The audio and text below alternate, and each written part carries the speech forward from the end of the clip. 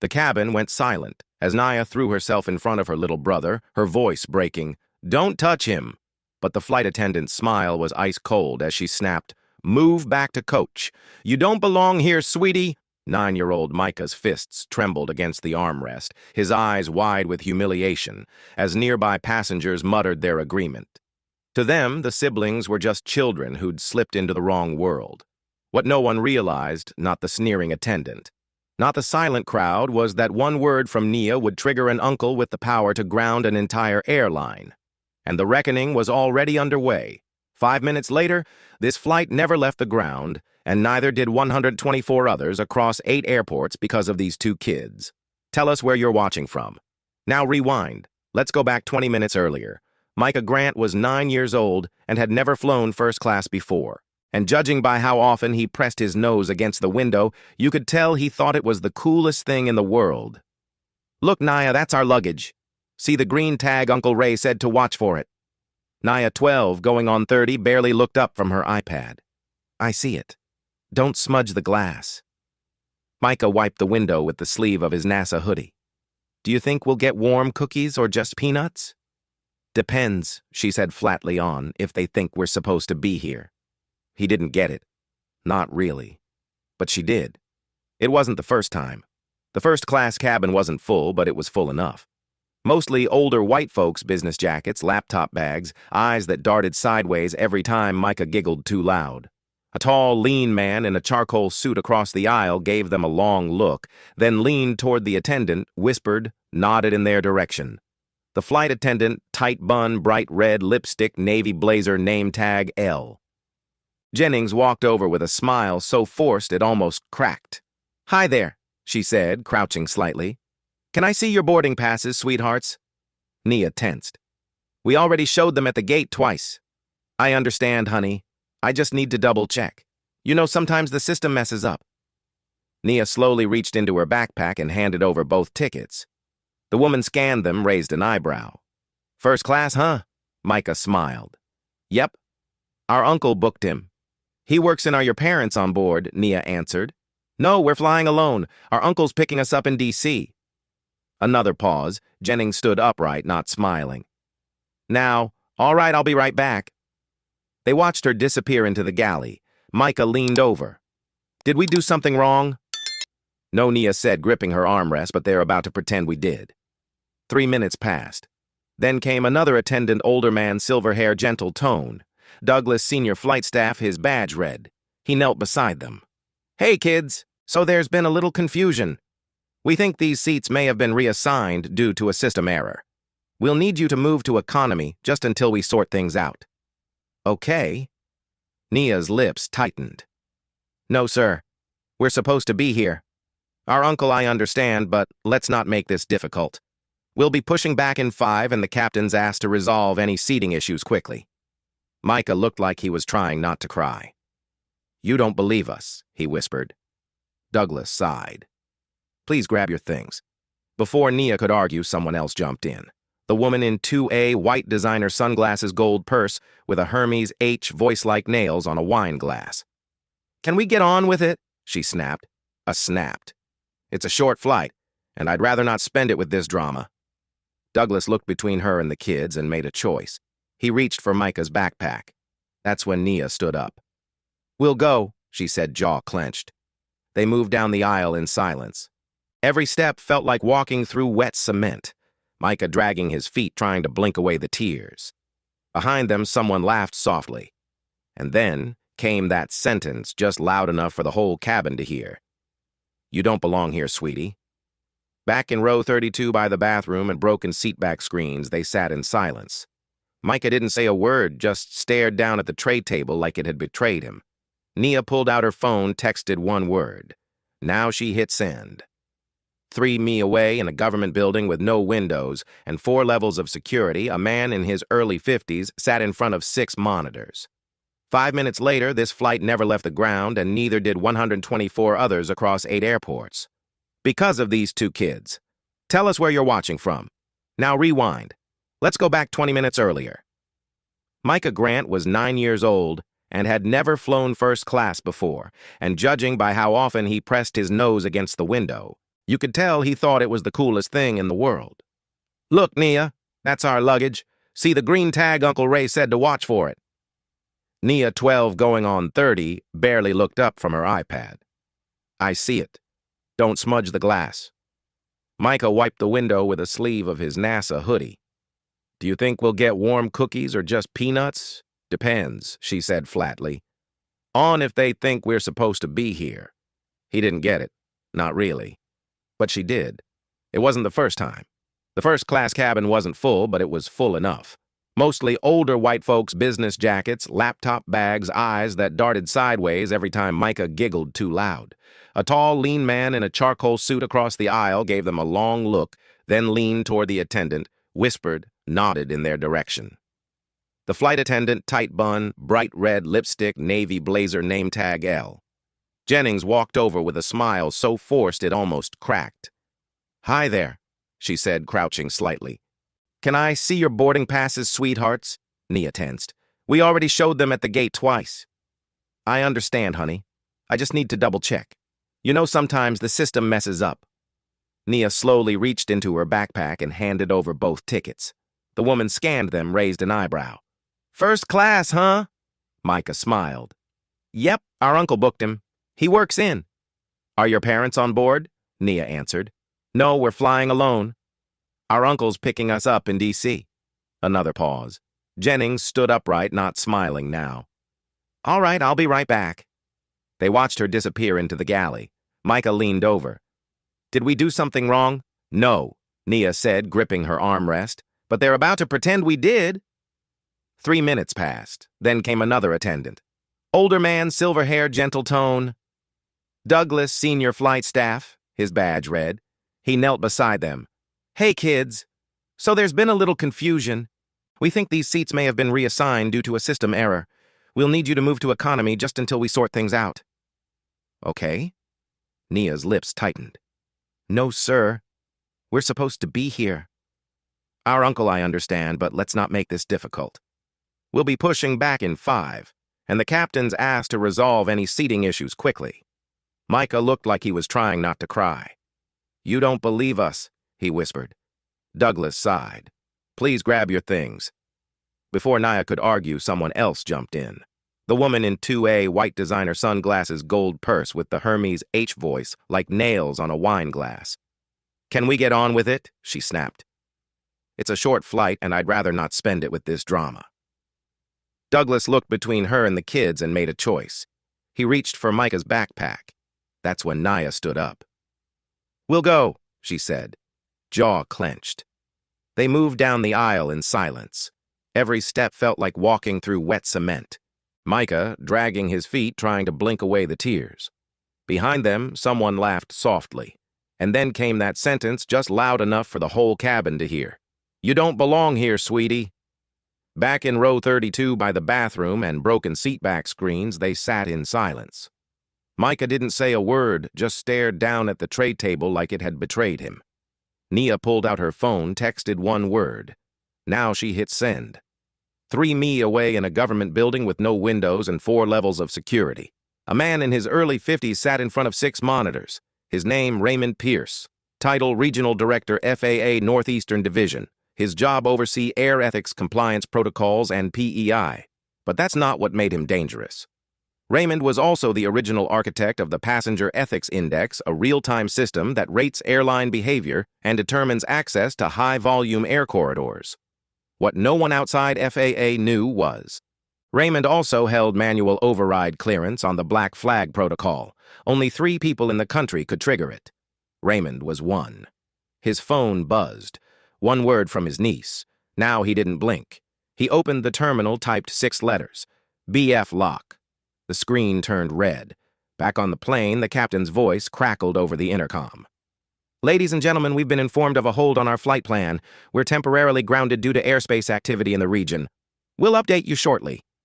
The groans began, the complaints, the muttered curses. But the kids in row 32 just sat still. Micah finally spoke. Do you think she knew who we were? Nia shook her head. She didn't care.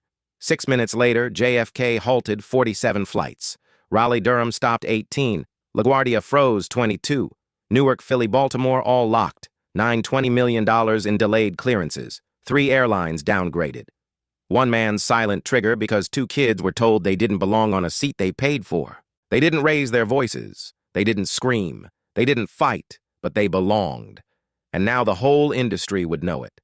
The echo of his boots against the marble floor was the only sound in the hallway. Raymond Pierce didn't rush. He never did. Even now, walking through the executive tier of the FAA's Northeastern Command Complex past floor-to-ceiling windows, reinforced doors and walls humming with encrypted frequencies. His steps were measured, purposeful. He pushed through the final biometric door and entered a narrow room with 4 rows of monitors, each manned by a tech or a junior ethics analyst. They all stood when he entered. Status, he said, voice low. A young man in glasses turned from the front row. Black flag trigger is active, sir.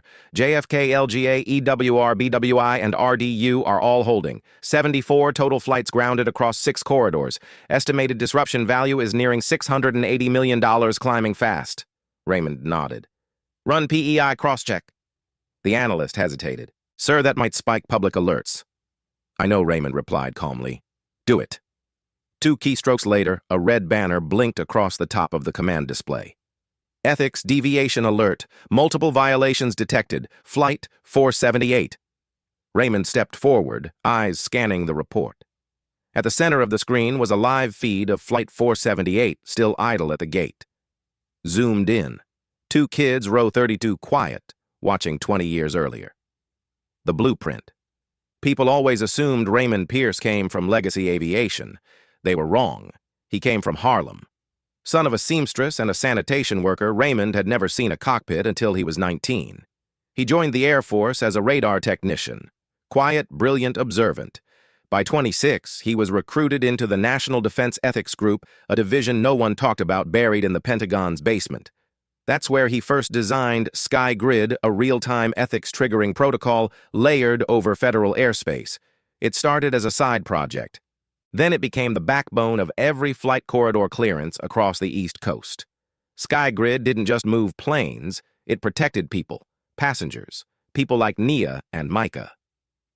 Back to present. Raymond turned from the monitors and addressed his deputy, a sharp woman in her 40s named Ayanna Torres. Confirm me something, he said. Did Flight 478 report a mechanical issue? No, sir. All clear. Pilot intoxicated? Nope. Threat to national airspace. Only threat I see, she said, tapping the screen, is a grown woman laying hands on a child and a senior crew approving it. Raymond exhaled slowly. Then we escalate. He reached into his pocket, pulled out a black key fob with a fingerprint scanner, inserted it into a slot beside the command panel. The room dimmed slightly as the override interface opened. Authorize ethics, Cascade Level 2. Reason discriminatory passenger handling minor passengers verified by PEI. He paused, looked again at the live feed of the 2 kids, still not crying, still not angry, just quiet. Then he pressed Enter. Across the system. 7 minutes later in Atlanta, a flight operations manager at Sky North Airlines froze as a flashing code interrupted her dispatch board. Restricted route code 902. Corridor suspension issued. In Miami, a senior ESG fund manager got a push alert. Ethics score downgrade. Sky North status non-compliant. 280 Melman in ESG aligned financing frozen pending audit. In Dallas, a booking system auto-flags Flight 478 as ethically uncertified, prompting 4 travel platforms to begin delisting the airline for the next 24 hours. And in Boston, an FAA liaison picked up the phone to call the CEO of Sky North. Sir, you're going to want to sit down. Back at the command floor, Ayanna turned from her terminal. Update PEI auto flagged 8 discriminatory behavior markers. We now have cause to trigger full review on all 3 routes operated by that crew. Raymond nodded. What about the passenger who initiated the complaint? Ayanna pulled up the facial recognition match. Blair Wyndham, real estate heiress director level donor to multiple travel consortiums. Raymond's mouth tightened. Of course she is. He tapped the console again. Add her to the Fair Sky Ledger audit list. A nearby analyst turned. That'll flag her to 3 investment boards. Raymond looked at him. Then maybe next time she'll think before humiliating a child. Private moment. Raymond's office. The storm was underway. Everything was moving. but Raymond had stopped. He closed the door behind him and sat down. On his desk, a photo of his sister Nia and Micah's mother taken 7 years ago, smiling, natural, full of life. She died in childbirth. Twins. Only Micah survived. Raymond had stepped in, raised them like his own, balanced his high-pressure FAA position with bedtime stories, field trips, and scraped knees. But today was different. Because today they were old enough to face the world on their own, and they faced cruelty, and the system tried to bury it. But it didn't know who their uncle was. Final moves. Silent, but deadly. Raymond opened his terminal one last time, typed Suspend Sky North Route Certification Corridors 3A, 3B, 4D.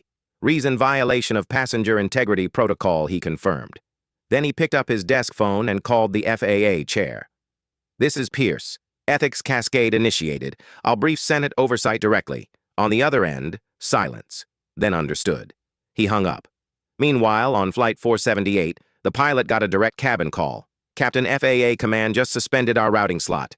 JFK is denying clearance to taxi. What since when 5 minutes ago? We're told to hold indefinitely. The captain stood. I'll speak to ground. But before he could leave the cockpit, 2 federal ethics officers appeared at the gate, stepped on board, and requested the crew's presence. Off the plane, Nia watched it happen. Micah sat quietly, still holding the ticket Uncle Ray had printed for him. A little bent, but still valid. He didn't look scared anymore. He looked ready.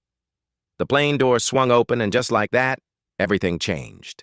2 uniformed federal officers stepped aboard Flight 478 with silent precision. No dramatic entrance, no announcements, just quiet authority. They moved like they'd done this before because they had the captain mid-sentence in the cockpit paused as he saw them. Captain Rodriguez, one of them, said, "We need to speak with your crew, all of them, now." His face tightened. "Is there a threat?" The officer raised a small tablet already displaying FAA emergency compliance orders. You've been flagged under subsection 14C of the Passenger Ethics Protocol. Orders are clear. The captain blinked. Crew disembark. Flight attendant L. Jennings froze mid-walk in the galley. Her hand clutched a tray of still-wrapped cookies. She looked to Douglas, the older senior attendant, who was already white as a sheet. "We're being pulled, not just pulled," he whispered. "We're being removed." And sure enough, 2 minutes later, the entire cabin crew was escorted off the aircraft. A murmur began in first class. Passengers craned their necks, eyes darting between the kids in the back and the uniforms at the front. The woman in 2A, the one with a hare's purse, started to fume. "What is going on?" she demanded, standing. No one answered her. A new voice crackled through the cabin. "This is ground control. Due to unanticipated flight coordination issues, we're delaying pushback.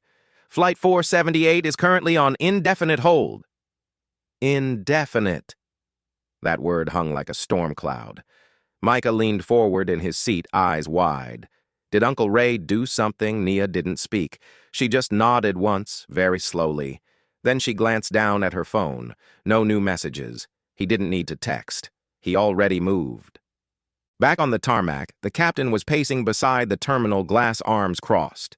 He tapped his headset. "Dispatch, this is 478. We've been ordered off the bird. Confirming hold code BFL2 active." A cold voice replied, "Confirmed, Captain. System override. FAA Ethics Command triggered. You're grounded until further notice. Who's behind this?" Name came attached to the file. A pause. Raymond Pierce. The captain stopped walking. No one said anything else. Inside the terminal, the crew sat with their bags at their feet. Jennings scrolled through her phone, desperate to find an explanation. All her screens were flashing ethics alerts.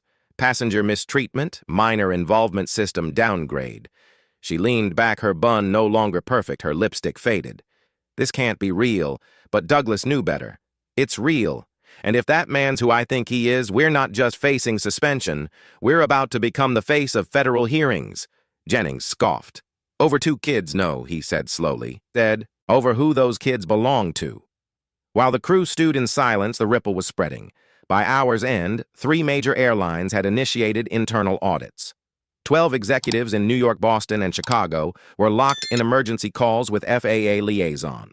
A 4th ESG lender issued a warning freeze on 240 Mealers in aviation bonds connected to Sky North Airlines. News hadn't gone public yet, but the system was already bleeding. Inside the plane, tension tightened like a rope. Micah clutched the armrest. "They're not coming back, are they?" Nia shook her head. "No." And then the new flight crew arrived. All business, no chatter. 2 new attendants, 1 new senior lead, and a young female co-pilot trailing behind them, headset still on. The lead attendant, a tall black woman in her 50s with a silver name tag C. Rollins, stepped quietly to row 32. She crouched. "Hi," she said softly. "You two okay?" Micah blinked, unsure. Nia simply nodded. Rollins smiled gently. "My name's Carla. I'm going to be with you for the rest of this flight. We'll get you there safe, and no one's going to touch either of you again." Then she added something else. Quietly. "I worked with your uncle back in '09. I know what he built." Nia's eyes widened just a little. "You do," Rollins winked. "Yeah, baby girl. And this whole industry is about to remember." She stood, turned to the cabin, and for the first time in the last 45 minutes, someone made an announcement that actually mattered. "Ladies and gentlemen," she said firmly, "this has experienced an ethics protocol disruption. The crew has been replaced. We will resume preparations as soon as clearance is reissued." And then, "This airline is under formal review." The silence after that was heavy, but also satisfying.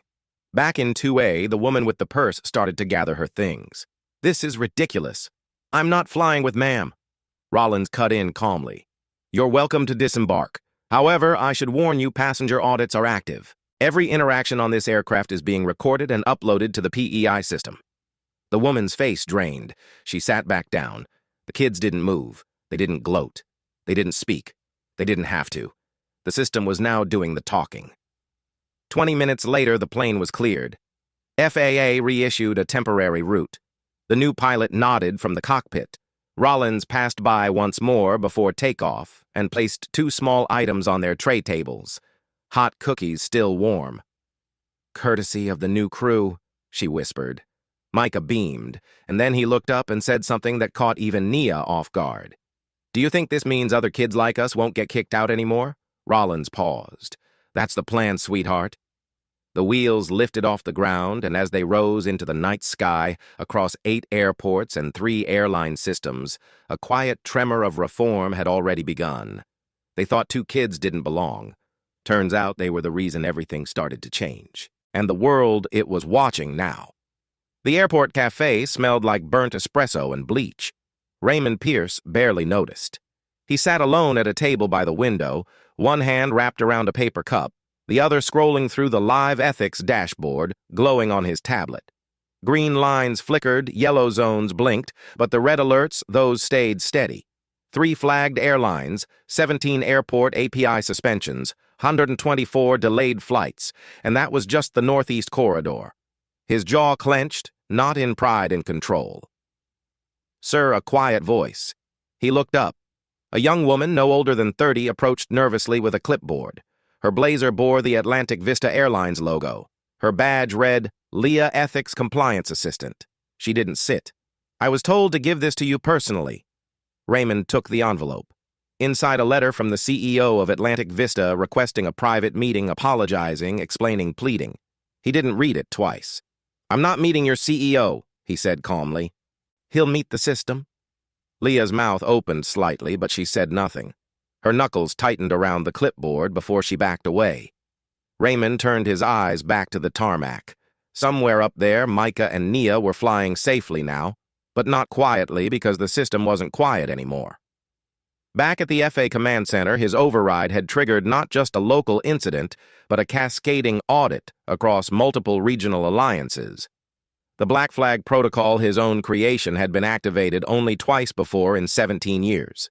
This was the third, and this time it wasn't being reversed. He tapped on a new tab labeled Ethics Audit Passenger Event 478. Dozens of entries were pouring in anonymous testimonials from passengers, flagged video clips from onboard recordings, 2 witness reports from other flight attendants who had stayed silent until now. One audio file played automatically. She said, "You don't belong here to the kids." It wasn't about a seat. It was about what they looked like. The voice was shaky. Male, possibly a fellow first-class passenger.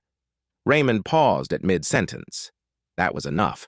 The system was already moving faster than him. Meanwhile, across the Atlantic Vista headquarters in Atlanta, the executive floor was a war zone in heels and rolled-up sleeves.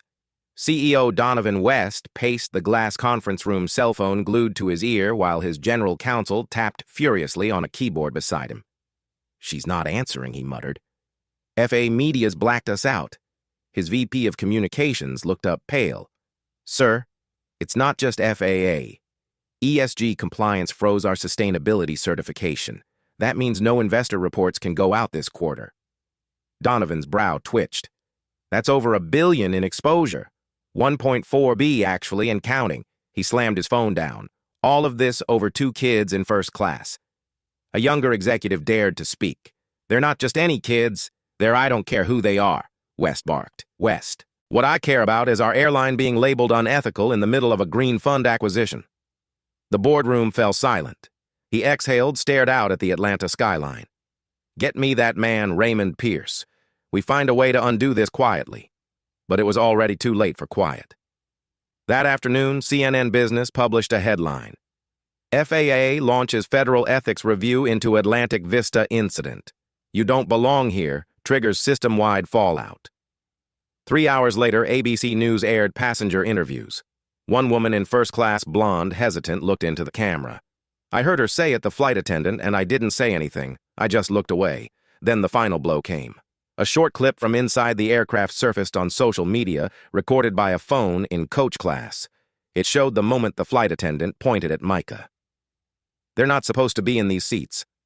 The words echoed, and America watched. By nightfall, hashtags were trending. First class, while black national ethics over airlines. They belong here, and buried under it all. A name kept reappearing, Raymond Pierce. But he didn't go on camera. He didn't give interviews. He just watched and waited. At home, he finally set the tablet down as the door opened. Naya and Micah burst in, backpacks, slung shoes, half-tied faces, tired, but alive with something new. Power. Uncle Ray. Micah ran to him. Nia stayed back, eyeing him carefully. "Did you—" "Was that all you—" He smiled faintly.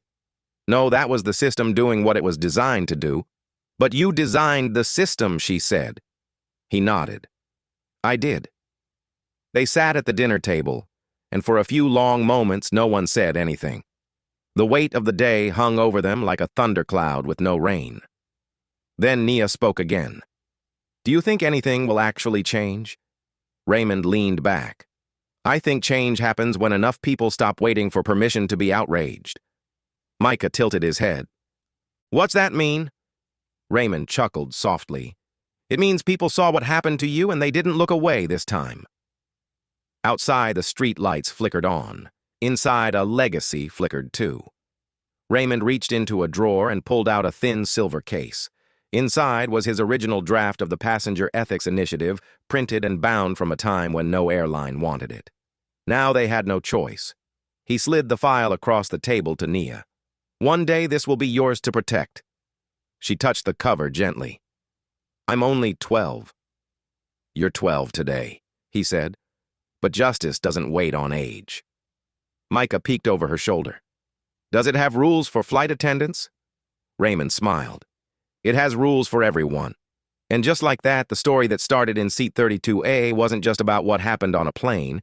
It was about what would happen next. Because when you shake the system hard enough, the parts that fall out were never meant to be there. Micah didn't sleep that night. Not really. He lay on his side with his head half buried in the pillow, staring at the wall where the glow from the hallway spilled through a crack in the door. His sister Nia was across the room, curled up under the blanket, earbuds in. She always fell asleep listening to ocean sounds after a long day.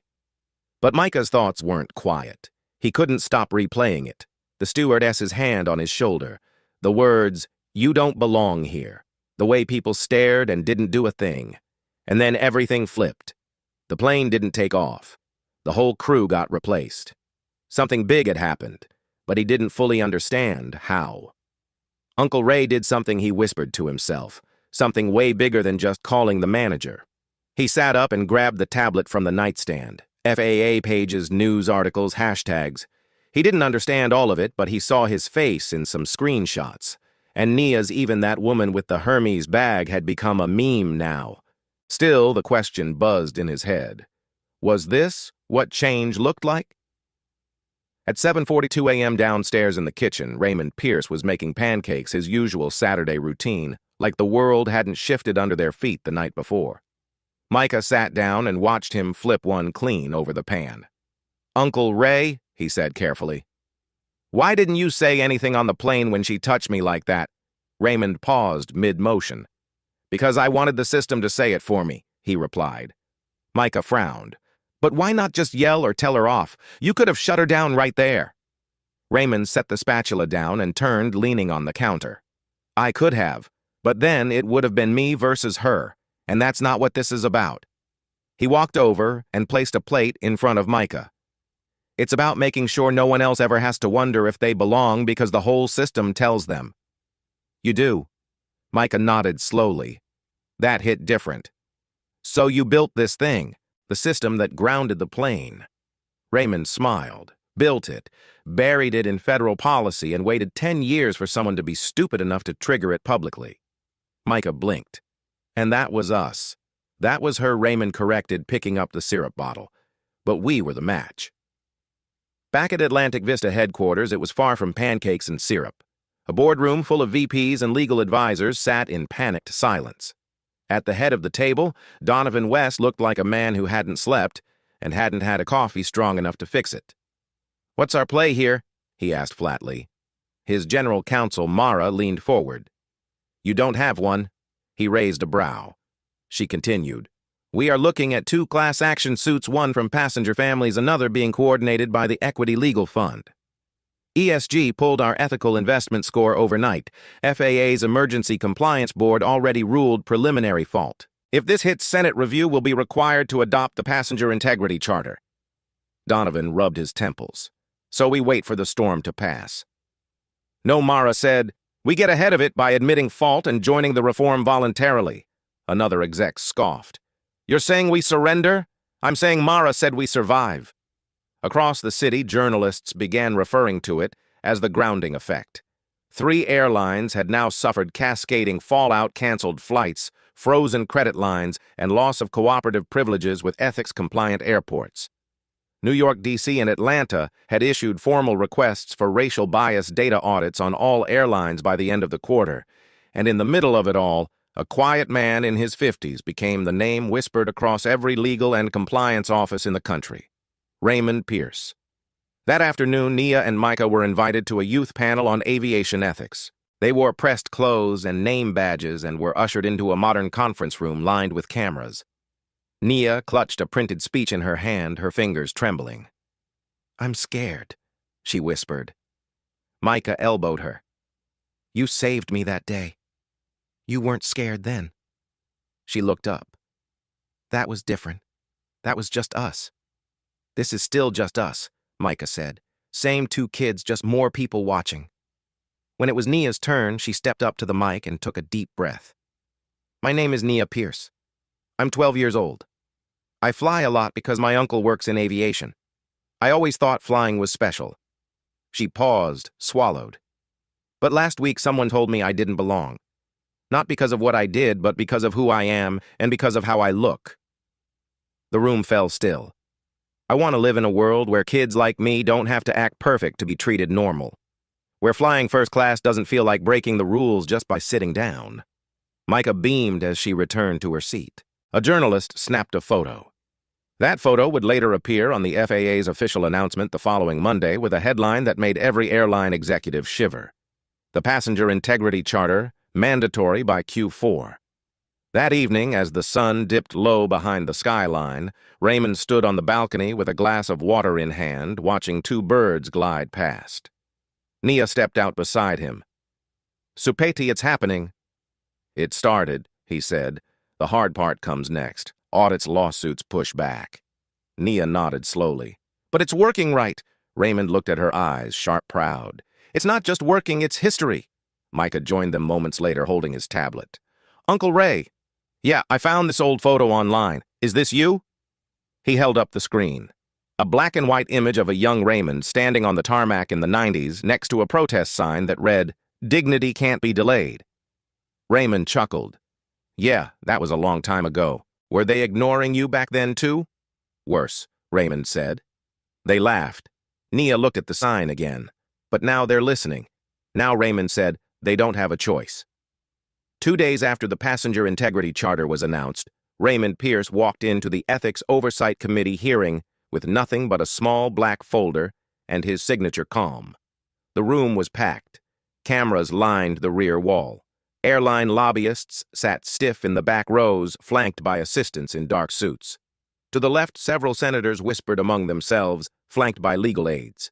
And directly across from Raymond, at the front of the semicircle, sat the woman who'd become the unofficial face of corporate pushback, Senator Lorraine Baird, blonde Texas, draw sharp enough to cut marble. She leaned into her mic. Mr. Pierce, thank you for coming on such short notice. Raymond nodded. Of course you've caused quite a storm this week, she said, flipping her notes over what some people are calling a minor customer service mistake. There it was, the framing. Raymond didn't flinch. With respect, Senator, he said, voice low and steady. No system collapses because of a minor mistake. What happened to Micah and Nia wasn't isolated, it was symptomatic. B narrowed her eyes, but surely you understand the concern. Grounding 124 flights, freezing $800 million in credit chains, disrupting thousands of passengers, many of them low-income, because of a seating disagreement. Raymond let the silence linger. Then the system didn't ground flights. The system exposed why they should have been grounded a long time ago. The tension was palpable. From the public gallery, someone exhaled loudly, almost a laugh. Senator Baird tapped her pen, irritated. But don't you think your response was disproportionate? Raymond finally opened the black folder. Inside was a slim stack of sealed ethics complaints. Would you like to see how many children of color were removed from first-class cabins over the past 6 years with no justification? He asked. Because I have records. Not one, not 10, hundreds, and those are only the ones documented. He slid one page forward. It bore a time-stamp photo and a note from a whistleblower at Sky Nova Airlines dated 3 years prior. They didn't just remove us, he added. They trained for it. Gasps echoed in the chamber. Senator Baird blinked. The committee aides froze mid-keystroke. Raymond folded his hands. That's why I designed the Black Flag Protocol in the first place. Not to punish airlines, but to protect passengers when the mask comes off. Meanwhile, across social media, the clip went viral. Raymond Pierce, they trained for it. The quote was everywhere. CNN looped it. Reddit broke it down frame by frame. Activists reshared it with decades of supporting data. By nightfall, a second wave of public pressure surged. This time, not just at Atlantic Vista, but at all major domestic carriers. Dozens of whistleblowers came forward in the next 24 hours from United Sky, AOB Blue, and even Horizon West. Leaked internal memos reference things like profile consistency checks for priority class boarding passenger presentation, standard tier 1, optics, soft reassignment protocol for high visibility discomfort, all thinly coded, all deeply racist. One training video even surfaced that showed a mock intervention where a flight attendant politely asked a black family to return to their assigned seats. Even though the mock passengers held matching VIP tags within 36 hours, FAA regulators had no choice. A full ethics audit would begin across the top 10 U.S. airlines. International partners followed, and at the center of it all, Micah and Nia. Back at home, the twins were trying to live like things were normal. They couldn't. Not really. Micah had 3 new interview requests sitting in his inbox. A teacher at school asked if he wanted to speak at a Diversity Week assembly, and Nia's old debate coach texted her a link. Your speech is on the front page of The Atlantic. They weren't just kids anymore. They were symbols. It weighed heavy. That night, while Raymond was in D.C., the kids sat on the back porch watching the neighbor's motion light blink every time a squirrel ran across the fence. I miss when it was just us and pancakes, Micah mumbled. Same, Nia said, hugging her knees. But maybe this was supposed to happen. Getting kicked out of a seat. No, she said, getting seen. They didn't say much after that, just sat in silence while the wind moved the tree branches like quiet flags. The next morning, Raymond returned home tired but not defeated. He greeted them at the door with Cuisant's juice boxes and something else. A crisp envelope addressed to the Pierce family. They opened it together. Inside, a letter from the FAA and Doohans signed thanking them and confirming that effective immediately, the passenger integrity charter would become a permanent federal requirement for all U.S. airlines. Every airline that wished to continue flying into or out of the 27 major ethics-compliant airports, both domestic and international, would have to adopt a transparency compliance dashboard, real-time cabin ethics scanning, and quarterly diversity-based training for crew and executives alike. Micah looked up stunned. They're really doing it. Raymond nodded. They're not doing it because they want to. They're doing it because they have to. Naya smiled for the first time that morning. Still counts. Later that week, Raymond sat for one final interview, not with a major news outlet, with a high school journalism student named Layla Freeman, who requested 10 minutes for a school paper project called Power Without Permission. She asked one question, Mr. Pierce, what does justice look like to you? Raymond thought for a long time. Justice isn't loud, he finally said. It's not always dramatic. It doesn't slam the table. It sits in the back and rewrites the rules. Ila looked up surprised. And I just made sure the kids who come after my niece and nephew, he said, don't need to memorize what to say when someone questions their seat. He paused. They'll know the system already said it for them. The sun hadn't even fully risen when Raymond Pierce received the encrypted message. Subject confirmation. Black flag trigger accepted. Status ethics protocol enforcement underway. He didn't smile. Not yet. There were too many steps ahead. But across the country, inside cold server rooms and FAA offices running on double espresso, the dominoes had already started to fall. At 7:14 a.m. Eastern Time, a compliance alert went off at Atlantic Vista's HQ, then at United Sky, then Aero Blue. Within the hour, 14 airlines had been flagged by the Fairfly Ethics Ledger, a transparency system quietly connected to every major ethics-certified airport. Most execs didn't even know the system was live. They knew now. By 9:03 a.m., 5 ESG funds representing over 1.1 billion aviation exposure froze allocations to flagged airlines pending review. At 10:17 a.m., Denver, Miami, Boston, and Seattle airports suspended priority boarding access for all non-compliant carriers.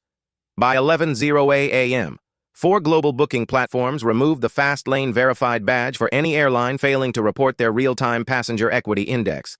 And then the real trigger fired. At 11:22 a.m., the FAA issued an emergency industry-wide directive, effective immediately. No airline may operate out of any federal facility unless it meets the Equity Baseline Mandate EBM triggered under the Passenger Integrity Charter Section 3B. Compliance must be validated within 72 hours. Failure to comply will result in route suspension, ESG decertification, and cross-border cooperation freeze. The industry didn't just pause, it seized. Back in New York, Raymond received a call. Not from the press, not from the FAA, from a CEO.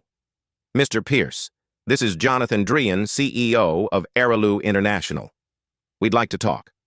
Raymond didn't bother asking how they got his number. Go ahead, he said, calm as ever. We're ready to come to the table, Drian said.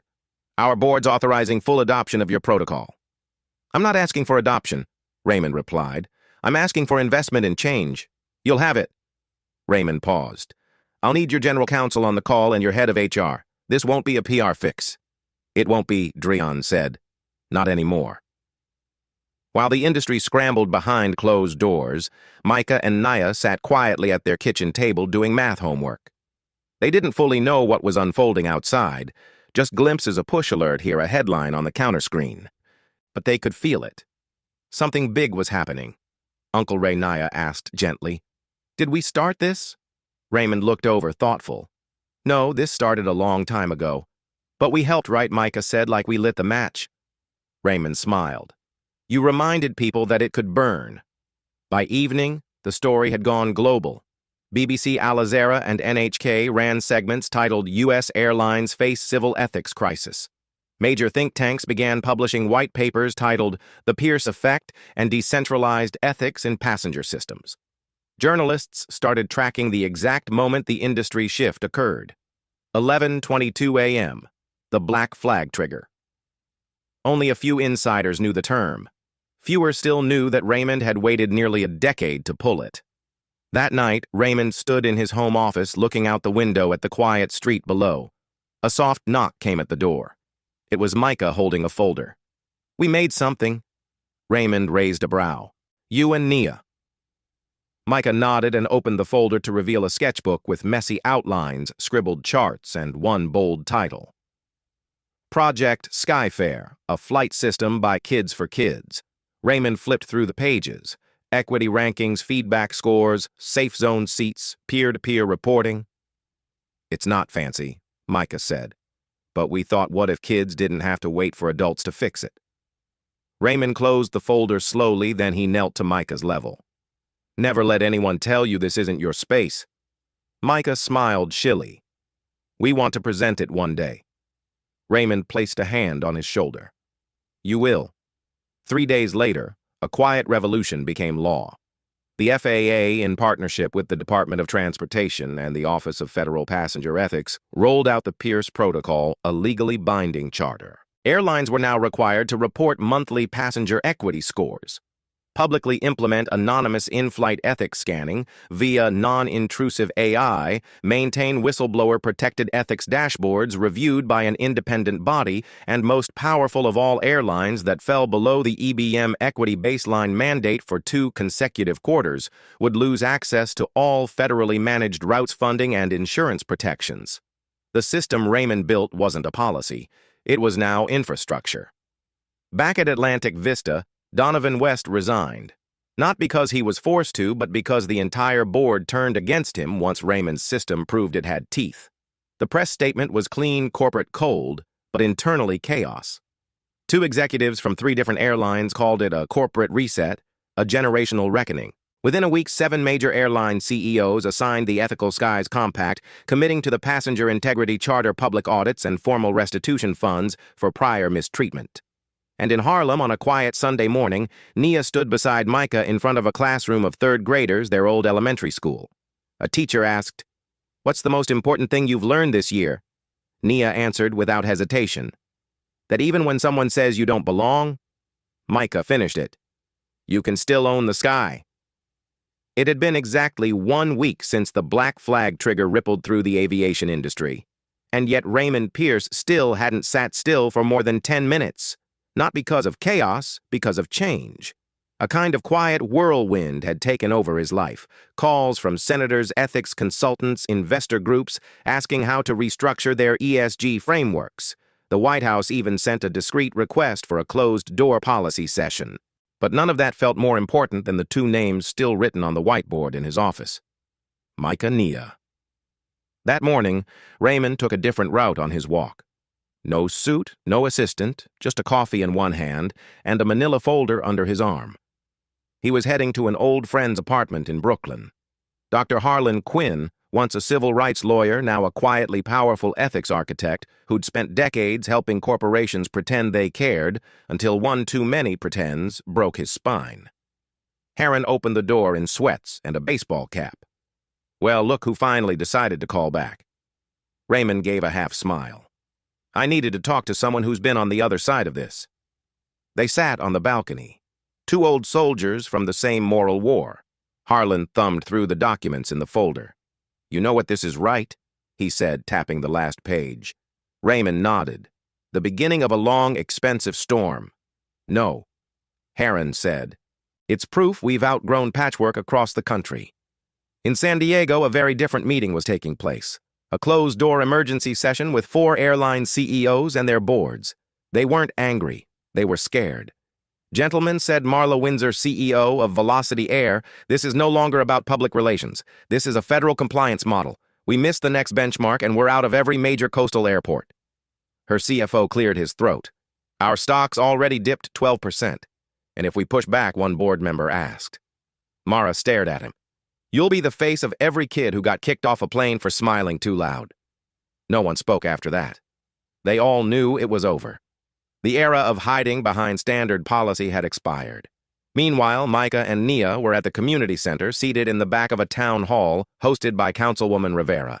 The topic, ethics beyond airports, how local systems reflect national failures. Micah kept leaning forward every few minutes, elbowing Nia. "Did you hear that?" She said the Pierce Protocol. Nia rolled her eyes.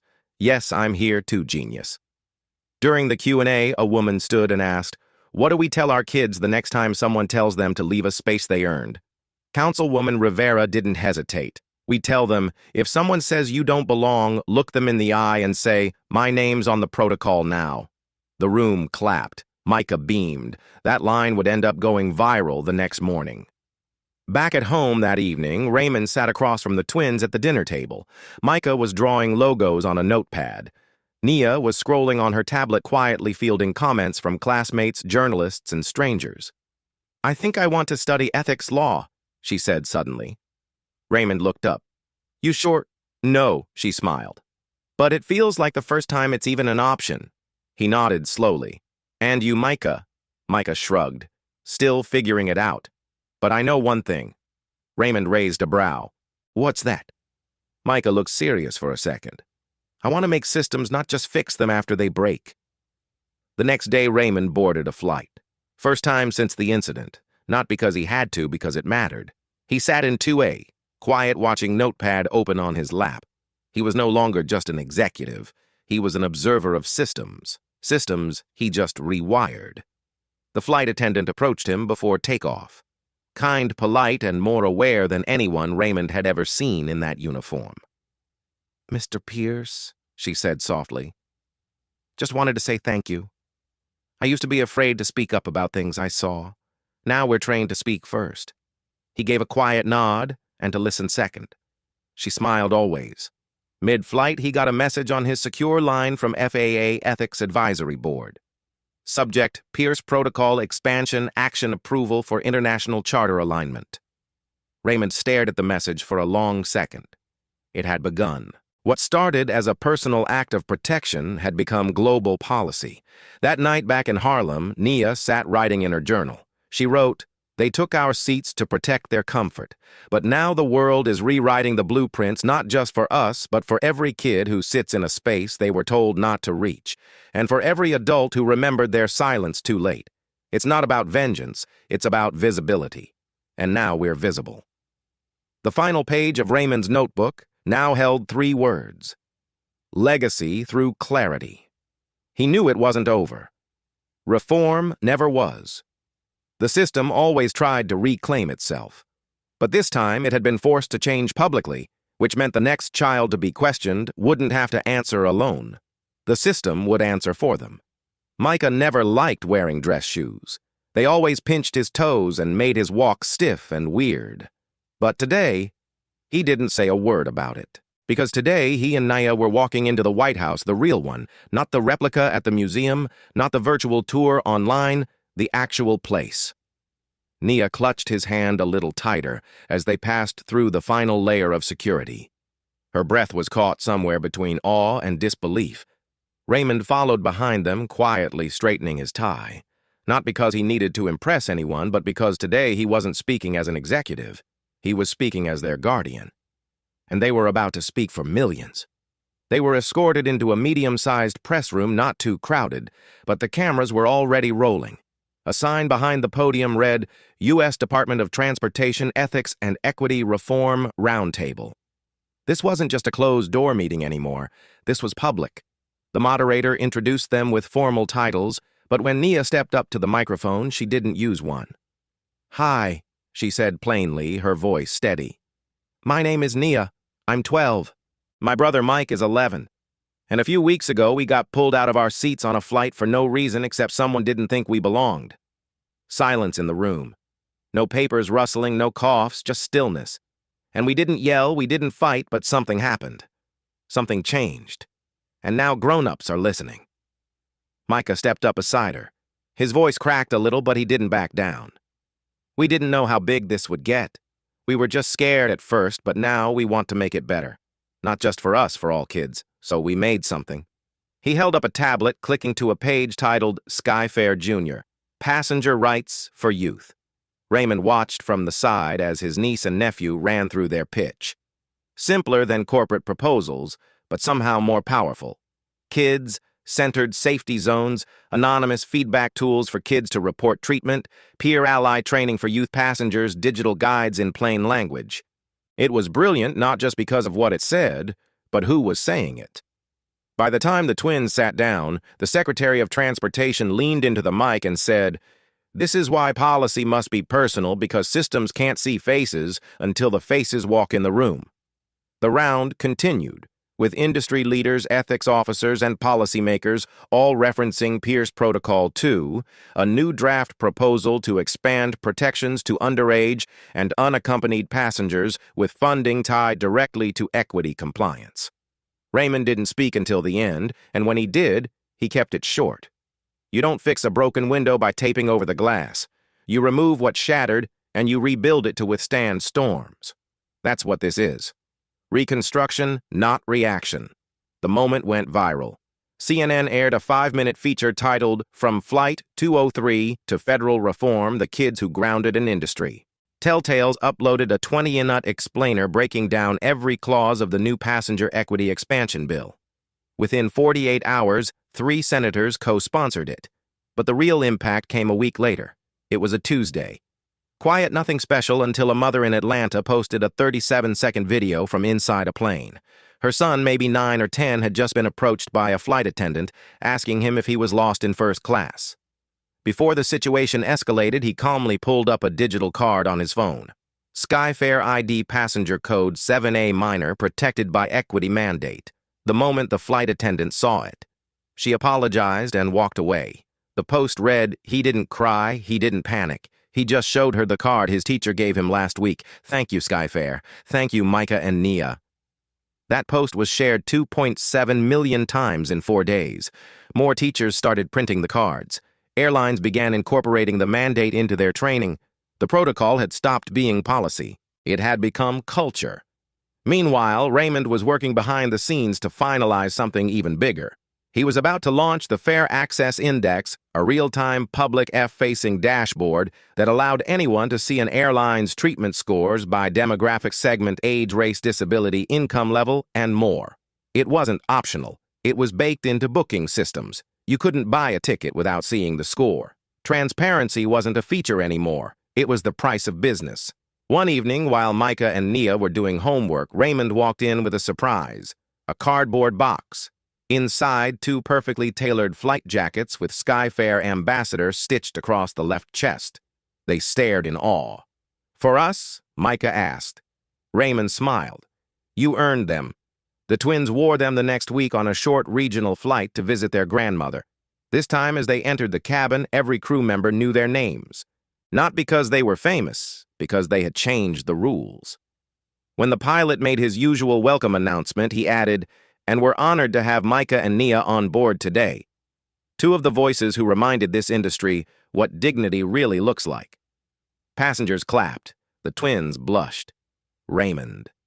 He just looked out the window and exhaled. Not relief resolution.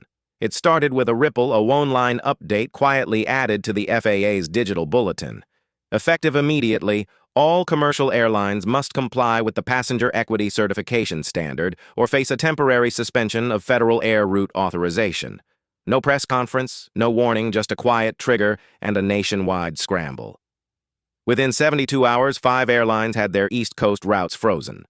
124 flights were canceled, $920 million in partnership losses were projected, and the news didn't come from Raymond. It came from the public dashboard. The Fair Access Index now live lit up red, signaling non-compliance from major carriers. Investors panicked. Ratings dropped. ESG funds began withdrawing. Airports started cutting code share access. It was no longer a policy suggestion. It was the new operating reality. Raymond stood alone on the top floor of the FAA headquarters that morning, coffee in hand, watching as executives, lawyers, and airline PR teams rotated through security like they were walking into court. But he wasn't there to punish. He was there to finish what began the moment 2 kids were told, "You don't belong here." Downstairs, Nia and Micah sat in the observation lounge watching the reporters gather outside. "Why do they keep calling it the sky shift?" Micah asked. Nia didn't look up from her tablet. "Because it sounds better than admitting the system was broken this whole time." He nodded slowly. "Yeah, but I like that it sounds like movement." She smiled. "Exactly." Raymond joined them moments later, his steps quieter than usual. "You 2 ready?" Micah looked up. "You're sure we're not just props today?" Raymond crouched down. No, son. Today they're the props. You're the proof. Inside the federal briefing room, cameras were rolling. For once, the nation wasn't watching a politician or a CEO. They were watching two kids' sleeves rolled up, eyes wide open, standing in front of a backdrop that read, Passenger Integrity Charter Signing Ceremony. This wasn't a law named after a senator. It was a standard shaped by students' ethics officers and survivors of discrimination. And it had a clause written directly by Nia and Micah. All passengers, regardless of age, race, income, or background, are entitled to travel with dignity not as a privilege, but as a principle. After the signing, Nia was approached by a woman in her 60s with silver braids and sharp eyes. "I never thought I'd live to see this day," she said softly. Nia blinked. "Were you ever told to leave a seat, too?" The woman chuckled. "Baby, I was told not to even enter the terminal." Then she hugged her, not out of pity, but gratitude, not just for Nia, but through her. Later that evening, Raymond stood in front of a quiet camera crew at his home, preparing to record his final remarks before stepping down from his role as interim ethics advisor to the FAA. He looked into the lens and began. When systems fail, they often do so quietly, not with shouts, but with looks, not with laws, but with loopholes, not with violence, but with subtle, constant denial. What happened to Micah and Nia wasn't an isolated event. It was a familiar one, the kind so many kids, elders, veterans, and marginalized passengers have felt but couldn't name. But now we've named it, we've measured it, and we've built a framework to end it. The video aired that night on every major network. But the real signal of change didn't come from TV. It came from the boarding gates. 2 weeks later in Detroit, a flight was boarding. A young black boy in a hoodie stepped into first class with his grandmother. Another passenger, a man in his 50s wearing business attire, glanced over with raised eyebrows. But before he could say anything, the flight attendant smiled and spoke up loud enough for everyone to hear. "Welcome aboard, Mr. Sanders. Your SkyFare ID has already been verified. You're exactly where you belong." The boy smiled, and the man looked away, not in shame, but in realization. The script had changed. A month later, 3 airports partnered with SkyFare to install passenger dignity displays, digital screens showing the real-time equity scores of every airline boarding at that gate. If a score dipped below threshold, the flight was flagged, not canceled. Flagged so passengers knew exactly who they were boarding with. It was quiet accountability, the kind that couldn't be explained away by HR statements or isolated incident tweets. It was data. It was public. It was permanent. Micah and Nia didn't just go back to school. They went back to normal, sort of. Every now and then, classmates asked questions. Teachers pulled them aside. Sometimes strangers approached them on the street. But mostly, they just got to be kids again. Kids who knew they had changed the airspace above them. Kids who knew that systems, no matter how large, could be bent back toward justice if you held your ground long enough. The final image of the story came one rainy Sunday morning. Raymond was in the kitchen reading a paper copy of The Atlantic. The cover story read, "When Kids Rewrote the Skies." Micah walked in, hair messy, clutching a bowl of cereal. "Uncle Ray." "Yeah." Micah held up the back of the cereal box. It had a cartoon version of him and Nia next to a QR code labeled, "Learn Your Rights, Protect Your Seat, Join the SkyFare Generation." Raymond blinked. "That's real." Micah grinned. "I guess we made it." Raymond nodded, smiling to himself. "You didn't just make it," he said quietly. "You made it matter." The airport looked the same. Same flickering monitors, same tiny announcements echoing off tile walls, same long lines of people trying to get somewhere, anywhere on time. But Raymond felt it. Something was different now as he walked through Terminal C. People didn't rush past him like he was invisible. A few nodded. 1 or 2 even stopped him quietly to say thank you. Not for what he did, but for what they could now do. One gate agent, a Latina woman maybe in her late 30s, leaned in as he passed. "My nephew got to sit in first class last week. No questions, no stares." He said it felt like breathing. Raymond didn't respond right away. He just smiled and kept walking. Micah and Nia were sitting by the window again, this time munching on overpriced pretzels and arguing about who got to sit by the window. "You sat by the window last time," Nia insisted. Micah pointed his pretzel like a pointer. "Yeah, but that was a short flight." "Doesn't matter. I negotiated that fair and square." "You bribed me with gummy worms." Raymond cleared his throat with a smirk. We good here, or should I call the FAA? Both kids groaned in unison. Peace was restored. This was the first flight they were taking just for fun. No speeches, no press, no advisory boards or rounds or televised signings, just a family trip to visit their grandmother. Something normal, something earned. As they boarded, the flight attendant glanced at the manifest, then looked up, recognition dawning in her eyes. Oh, welcome back, Nia and Micah. Your seats are ready. No extra tone, no performative overkindness, just respect like it should have always been. In first class, a man in his mid-40s glanced over and did a double-take, then looked away quickly, like maybe he'd seen a headline once and wasn't sure if he should say something. He didn't, and that was fine. They weren't here to be seen. They were here to fly. As the plane began to taxi, Nia reached into her bag and pulled out a well-worn Skyfare pamphlet. Not because she needed it, but because it comforted her like an old bookmark in a favorite novel. Micah leaned over. You know we don't have to carry that anymore, right? I know, she said quietly. But it reminds me of what she looked out the window as the plane lifted off, that we belong even when people forget. Micah was silent for a while, then he nodded. Yeah, same. Raymond, seated behind them, watched as the clouds rolled in and the world below got smaller. He let out a breath he hadn't even realized he was holding, the kind that had built up over years, over policies and systems, and moments when silence was safer than standing up. He thought about all the passengers who'd been told to sit back down, to not make trouble, to not escalate, to not imagine more. And now here he was, watching two children fly not just above the clouds, but above the noise. Halfway through the flight, the captain's voice crackled over the intercom. Ladies and gentlemen, we have some very special passengers on board today. Two young travelers who helped all of us in the aviation industry look inward and fly fairer. Scattered applause filled the cabin. Not loud, not rehearsed, but real. Micah covered his face, pretending to groan. Uncle Ray, you told them. Raymond raised a brow. I said nothing. Captain's got his own sources. Nia leaned over. He's blushing. Everyone look. Sheesh. Later, as the cabin dimmed and the plane soared quietly through late afternoon light, Raymond looked at his niece and nephew, heads tilted, eyes closed, finally resting. He thought about how many people had played a part in this shift, the quiet ones, the brave ones, the ones who filed complaints that never got answered, who wrote letters that never got published. Every one of them had cracked the dam just a little more, until one day it broke open and two kids flew through it. The descent began, and the view outside turned golden. The skyline of their grandmother's town came into focus. Familiar, safe. As the wheels touched down, Raymond thought to himself, we didn't just land, we arrived. The porch swing creaked gently as Nia leaned back her braids, brushing the shoulder of her sweatshirt. The sun had just started to dip behind the line of oak trees behind Grandma La's house, casting long shadows across the overgrown garden and the cracked brick steps. Fireflies blinked lazily in the warm evening air. Somewhere nearby, someone was grilling, and the smell of charcoal and sweet sauce floated on the wind.